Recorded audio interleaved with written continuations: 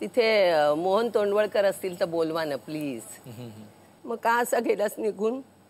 नाही नाही, तू पाहिजे, तू ये, मला महासागर करायचं आपल्या पूर्वीच्याच ग्रुपमध्ये. आता नाहीतरी ना जुन्या नाटकांचा नवीन जमाना आलाय, म्हणून आपण आपलं जुनं नाटक करूया ना, नवीन जमाने. हा, येशील ना? हो, मग आलं की आपली पार्टी व्हायला पाहिजे. वहिनीला सांगायचं भरल्या तिसऱ्या करायला. हो, मजा यायची रे, खूप मजा यायची. हा, येशील ना? वाट बघते. हा, चल.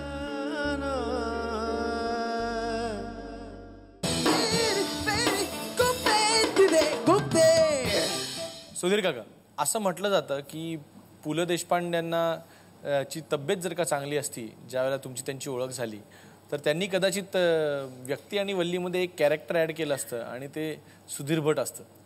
हो, कारण हे मला त्यांनी 2 वेळा असं नेहमी घरी बोलले. ते माझं आणि त्यांचं एक 5-6 वर्षाचं, 6-7 वर्षात मी 4 नाटकं केली त्यांची. फुलराणी, असामी, सुंदर मी होणार आणि व्यक्तिवल्ली. आणि त्या निमित्ताने त्यांचा फॅमिली म्हणजे सुनीताबाई, मी आणि पुलं, असं मी बरेच वेळा त्यांच्याकडे 10:30-11च्या सुमारास जाऊन बसायचो. आणि मी माझ्या पद्धतीने बोलायचो आणि टाइमपास करायचो. एक मोठा किस्सा म्हणजे फुलराणीचं फंक्शन होतं 1100 प्रयोगाचं, 1111. तर मला त्यांनी अट घातली की कोणत्याही मंत्र्यांना, मुख्यमंत्र्यांना बोलवायचं नाही. मग त्यांनी आपण म्हणतो मग त्याला सांगितलं का, त्याला सांगितलं का, त्याला सांगितलं का, असं एक त्यांनी एका माणसाचं नाव घेतलं. मला म्हणाले ह्याला सांगितलंयस का? म्हटलं नाही, तो असं मी म्हटलं. तर ते मरणाचे हसले आणि मला म्हणायला लागले ह्याच्या पुढे मी तुझ्याविषयी ऐकून आहे, पण माझ्यासमोर बोलताना शिव्या सकटच बोलायचं. वहिनींना आपण विचारूया, हे असं कसं काय, म्हणजे तुम्हाला जमतं काय एकंदरीत? त्यांचा स्वभावच तसा आहे, मला आवडतं. ते काय जे काय करतात ते मला आवडतं. अहो, एवढे दौरे असतात त्यांचे, एवढ्या नट्यांबरोबर कधीच नाही मी त्यांना अडवलं. विचारा. काय सांगताय? कधीच नाही. पण त्यातला एक किस्सा म्हणून सांगतो. कधी कधी काय होतं, ही आली नाटकाला, कळलं, पहिल्या रंगीत तालमीला, आणि असं एक आता सिरियलिटी प्रमाणे काही काही नट्याबिट्या आहेत ना, काय सुधीर नाटक झालं, कोणाच्या मिट्या मारा येतात. मग मी पहिली बघतो ही आली आहे का. कारण काय होतं, अजूनही हे लोक एवढे मॅच्युअर्ड नाहीत की नाटकात राहून, तर त्यामुळे ना ते नाटक होण्यानंतर प्रत्येक माणूस काय नाटक झालं, हात धरता बिरता सोडत नाही.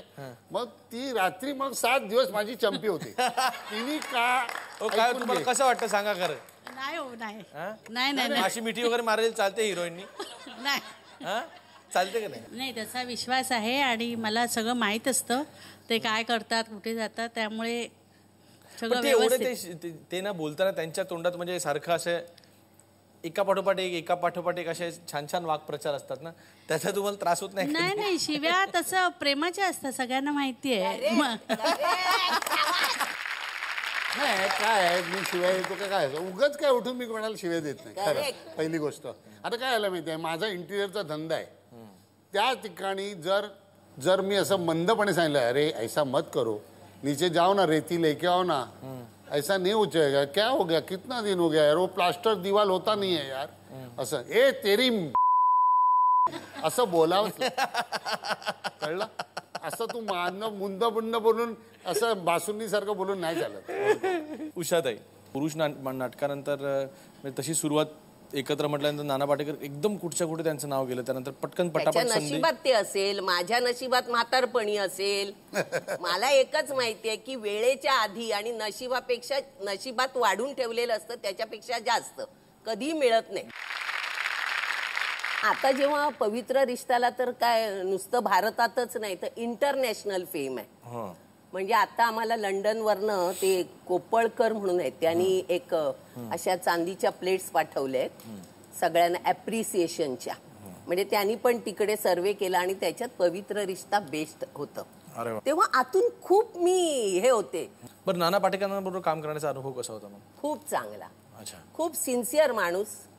हे पाहिजे म्हणजे पाहिजे. आणि त्यामुळे त्यांचे आणि माझे जे गिव्ह अँड टेक होते. आणि आमचं पुरुष नाटक जेव्हा नाना पाटेकर आमच्या घरात येतो, एक आमदार भेट द्यायला, आणि ह्या बाईला त्याची काय पडलेलीच नसते, ती फक्त त्याला अशी बघतच असते आणि तो बोलला का त्याच्या वाक्यावरही बोलते.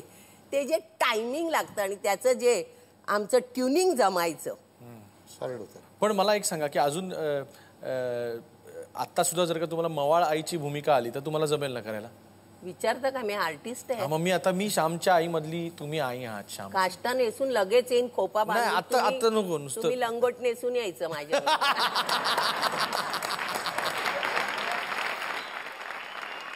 हे डेंजर आहे, हे डेंजर डिमांड आहे कास्टिंगची. आणि आता वेळ झालेली आहे ती लोकांच्या प्रश्नांची. माझा प्रश्न उषाताईने आहे. तुम्ही बोलताना कोणालाही सपशेल आडवं पाडता. जर एखादा भ्रष्ट मंत्री किंवा भ्रष्टाचारी अधिकारी तुम्हाला रस्त्यात भेटला तर तुम्ही कशी रिॲक्ट कराल? मला वाटतं मंत्र्यांपर्यंत जायची गरज नाही. मला पोलीस भेटतात तेव्हा त्यांची मी इज्जत काढते, घाबरत नाही मी. आणि बोलताना विचारते, बघा मी बोलते बघा, राग येऊ देऊ नका असं बोलते. आणि मला बोलायचं ते सगळं बोलून घेते. घाबरायचं नसतं, खऱ्या गोष्टीला घाबरायचं नसतंच. चला पुढचा प्रश्न. माझा प्रश्न उषाताईंसाठी आहे. अरे बापरे. वास्तव मधलं 1.5 फुटाची आई साकारताना तुम्हाला एखादा आलेला अविस्मरणीय असा आम्हाला किस्सा सांगाल? अविस्मरणीय असं नाही, माझं काम मी नीट केलं. कारण जेव्हा किशोर नांदलस्कर माझ्या नवऱ्याचं काम करत होते आणि ते मरतात त्यावेळेला मी जी रडली आहे ना, ते बघून आर्टिस्ट घाबरले होते, ही असं काय खरं मेल्यासारखी रडते. आम्हाला त्यातलाच एक थोडासा भाग. ते काय खाऊ आहे हातात घेऊन दाखवायला? प्रत्येक गोष्टीला काहीतरी संदर्भ लागतो. कोणतरी मारावं लागतं. कोणीतरी मारायचंय होता का इथे, मी रडते. मस्करी केली नाही तर बडकाल. पुढचा प्रश्न. सुधीर काका, तुम्ही माधुरी दीक्षितला घेऊन एखादं नाटक कधी काढाल? झालं. बरं, तुझ्या माहितीसाठी माधुरी दीक्षितनी माझ्याबरोबर लग्नाच्या बेडीची 7 दिवस तालीम केली आहे, तुम्हाला माहित असेल तर. कळलं? माझं खूप चांगलं नातं आहे, म्हणजे रिलेशन. आणि तिला मी म्हटलं, जुनी टाईम एक गोष्ट होती, किस्सा होता, की तिला म्हटलं की बघ तुला आतापर्यंत खूप अवॉर्ड मिळाली. हो, म्हणजे तिचे काय आलं, तिला प्रश्न मीच विचारायचो आणि उत्तर पण मीच द्यायचो. ऐक, तुला प्रश्न म्हणजे पैसे खूप मिळाले, तुला नाव खूप मिळालं, तुला हे मिळालं, सगळं मिळालं. आता जर तू ग्रेट आहे असं जर दाखवायचं असेल तर एका नाटकात काम करून दाखव माझ्या. तर ती नाही होय करता करताना ती विजय केंकरे आणि असं करून लग्नाच्या बेडीतला रश्मीचा रोल करायला तयार झाली. कळलं? तुम्हाला माहिती असेल तर त्या गोष्टीला खूप, तिच्या लग्नाच्या अगोदरची गोष्ट आहे. कळलं? आणि मी खरंच सांगतो, कौतुक करतो, तेव्हा दिल तो पागल आहे ते शूटिंग चालू होतं आणि त्या शूटिंग नंतर ती दररोज 2 तास तालीम करायची विजय केंकरे बरोबर. आणि सगळं ठरलं, पण नंतर शेवटी ना ती मला सांगायला लागली की स्टेजवर डान्स करणं आणि अभिनय करणं ह्या गोष्टी वेगवेगळ्या आहेत.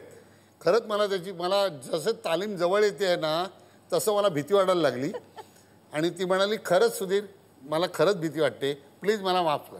जमणार नाही. अरे पण एक सांगू का, मी काही इंटिरियर हिंदी पिक्चरमध्ये बऱ्याच लोकांची केली, मोठमोठ्या लोकांची केली, पण अशी हिरोईन माधुरी दीक्षित सारखी, म्हणजे आता तुम्ही विषय काढला म्हणून सांगतो, एवढा डाऊन टू अर्थ आणि इतका साधेपणा कोणत्याही हिरोईनमध्ये बघितला नाही.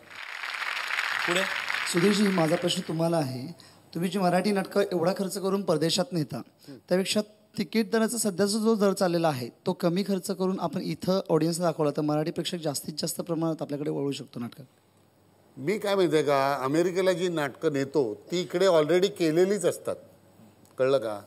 आणि तिकीट दर हा जर विषय म्हटलं तर मी खरंच प्रेक्षकांना सतत डोळ्यासमोर ठेवून मी माझा दर ठेवला आहे. मी माझ्या रांगा वाढवत नाही. मी आता 150 रुपये मी लावतो आहे, मला लोकांचं माहिती नाही, मी माझा दर 150 लावतो आहे. मग ते सई रे सई नाटक असो का वा गुरु असो का कोणतंही असो, आणि माझे खर्च खूप अवाढव्य आहेत, तरी पण मी माझ्यात भागवून घेतो. मी ते लोकांवर लादत नाही. पुढचा प्रश्न. माझा प्रश्न उषाताईंसाठी आहे.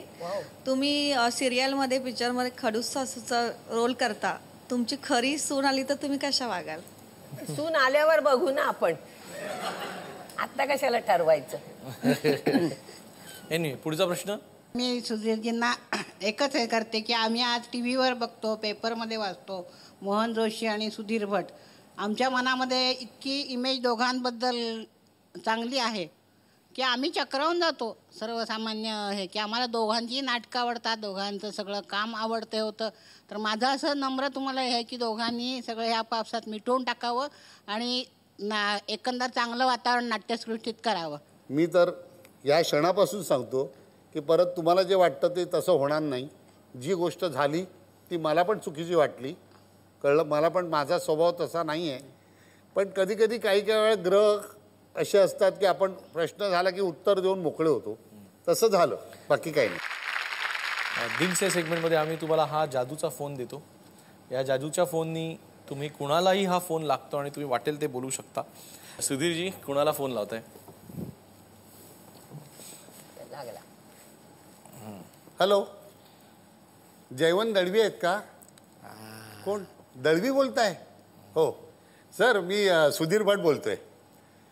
काय झालं आहे की मी 3 नाटकाचा फेस्टिवल करणार होतो, कारण तिथे सगळे तेंडुलकर साहेब, पु ल देशपांडे साहेब, अत्रे साहेब, कानेटकर साहेब, हां सगळे आहेत ना तिकडे. हां, तर त्यांचं काय झालं आहे, पु ल देशपांडेंचा फेस्टिवल झाला होता, आम्ही भाग घेतला होता त्यात.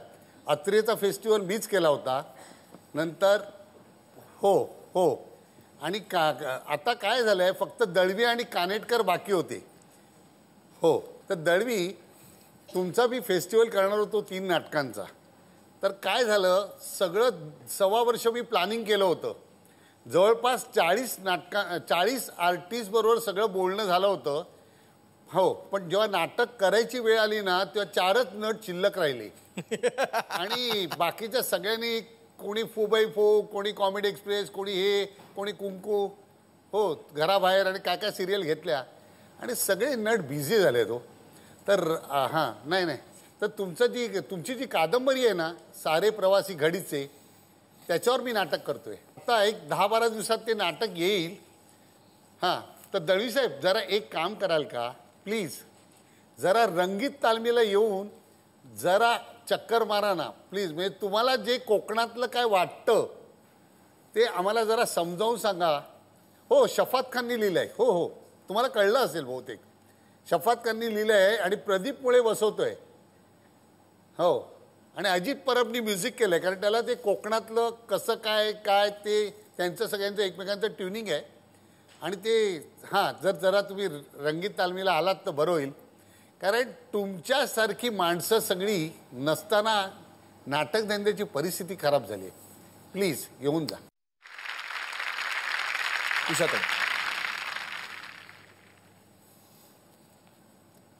हॅलो, हां, तिथे मोहन तोंडवळकर असतील तर बोलवा ना प्लीज. अरे मोहन, काय रे, आपल्याला महासागर करायचं होतं ना, नाना बिना घेऊन तू करणार होतास ना, मग का असं गेलास निघून? नाही तू पाहिजे, तू ये, मला महासागर करायचं आपल्या पूर्वीच्याच ग्रुपमध्ये. केवढी मजा होती रे, शी बाबा, मला खूप आठवणी येत आहेत त्याच्या. हो सगळे मी सांगते, आपण नानाला फोन करूया. नीना, सगळे येतील. आपण सगळे मिळून तसाच 3 शो दिवसाला हाऊसफुल केले होते बघ, आपण तसं करूया. आता नाहीतरी ना जुन्या नाटकांचा नवीन जमाना आलाय, म्हणून आपण आपलं जुनं नाटक करूया ना, नवीन जमाने. येशील ना? हो, मग आलं की आपली पार्टी व्हायला पाहिजे. वहिनीला सांगायचं भरल्या 3ऱ्या करायला. हो, मजा यायची रे, खूप मजा यायची. येशील ना? वाट बघते. चल.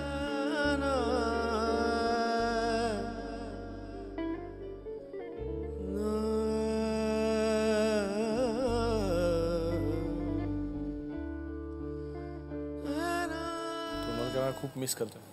चांगला प्रोड्युसर. ते सोडले तर बाकी कोणाकडे पैसे पूर्ण मिळाले ना, हा माणूस लोकांना वाटायचं तो कडक आहे, पण आतून असाच होता, आमच्या जातकुळीत बसणारा. सुधीर काका, तुम्हाला पण एका निर्मात्याचं नाव ऐकून डोळ्यात पाणी आलं म्हणजे? हो, हे लोक मोहन वाघ, पणशीकर, मोहन तोंडवळकर हे खूप सिनियर निर्माते होते. आता काय होतं, चला प्रश्न विचारणारा माणूस नाही राहिला मला. एक जाब विचारणारा किंवा आपण कोणाला घाबरावं अशी माणसं नाही राहिली. कळलं का? आणि हे लोक खूप सिनियर आहेत. नाटक धंद्यात हे बाकीचे कोण काय बोलतात ते सोडा. नाटक धंद्यात 5-10 वर्ष टिकणं काय सोपी गोष्ट नाही. हे 50-50 वर्ष टिकले रे. एवढ्या नटांना घडवलंय. म्हणजे खरंच सांगतो मी बघितलंय रे की ह्या लोकांनी किती नटांना घडवलंय.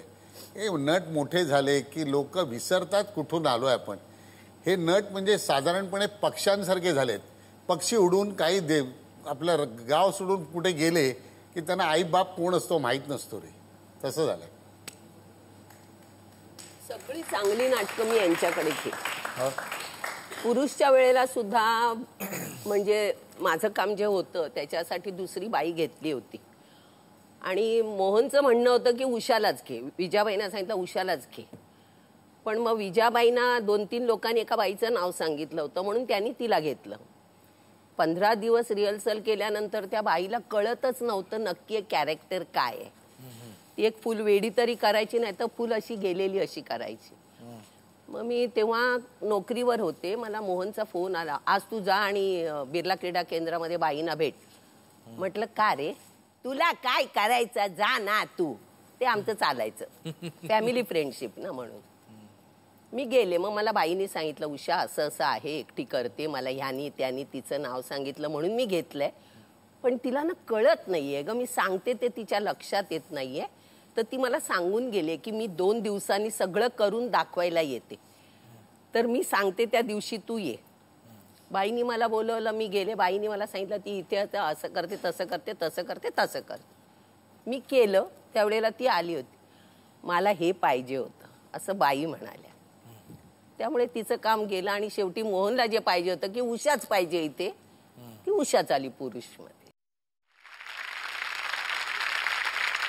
आणि आता रॅपिड फायर राऊंड. सुधीर काकांपासून सुरुवात करूया. दुसऱ्याचं चांगलं नाटक बघून तुमची रिॲक्शन काय असते? लाफ्टर की पॉज? लाफ्टर. तुमच्या संस्थेत काम केलेला आवडता अभिनेता? मोहन जोशी की सतीश तारे? मोहन जोशी. सुनील बर्वेने नव्याने आणलेली जुनी नाटकांचा जो ट्रेंड आहे तो तुमच्या संस्थेची नक्कल आहे की तुमच्यापेक्षा पुढचं पाऊल आहे? माझ्यापेक्षा पुढलं पाऊल आहे. रंगभूमीला महत्वाची नाटकं देणारी निर्माती संजीवनी जाधव की लता नार्वेकर? लता नार्वेकर. मराठी रंगभूमीविषयी कुणाला जास्त तळमळ आहे? विनोद तावडे की अजित पवार? विनोद तावडे. अजित पवारांनी आत्ताच 5 कोटीचं अनुदान जाहीर केलेलं आहे. ते जाऊन दे. आणि आता उषाताई, आवडता अभिनेता यशवंत दत्त का नाना पाटेकर? यशवंत दत्त. कुणाची आई व्हायला आवडलं? वास्तवमधला संजय नार्वेकर की पवित्र रिश्तामधला मानव? सध्या पवित्र रिश्तातला मानव. मराठी नाटकांपासून सध्या का दूर आहात? कमी पैशामुळे की वाईट नाटकामुळे? या दोन्हीतलं उत्तर नाही आहे. कारण मला यांनी नाटकवाल्यांनी बोलवण्यापेक्षा आधी तिकडचं मिळालं. उत्तम मराठी नाट्य निर्माते लता नार्वेकर की सुधीर भट?